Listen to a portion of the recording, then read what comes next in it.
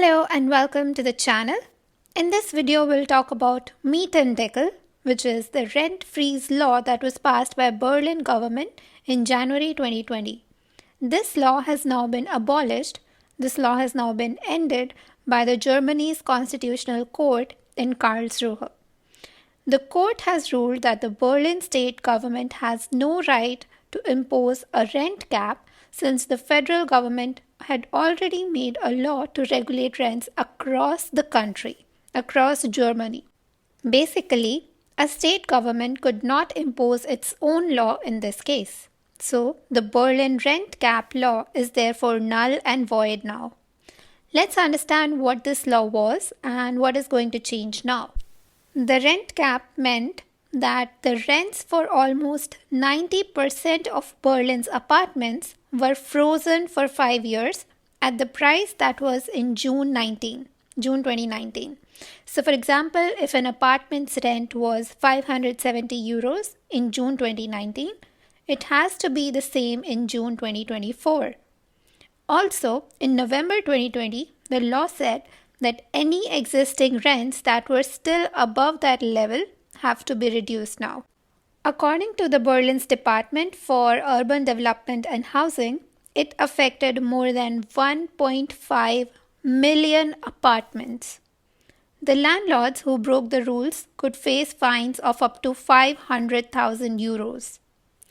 Now, the landlords came up with this new thing called shadow rent because of this uncertainty. So with the normal pricing, they would also advertise the shadow rent, which was the amount that a tenant will have to pay if the rental cap law is abolished, which is now abolished. So there is nothing like rental cap law now. So what will happen now? What changes will tenants have to face now that the law is null and void? So according to a post by DV, the rents are instantly raised by hundreds of euros a month.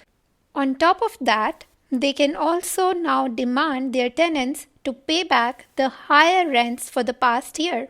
That is, the shadow rents that we just talked about. They can also ask the tenants to pay back the shadow rents, to pay back the higher rents. So for a normal tenant, it might mean, number one, your rent can be suddenly increased.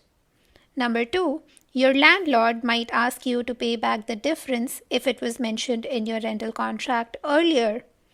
However, there can be some fraudsters that can try to interpret the court ruling differently and try to charge you excessively high rent.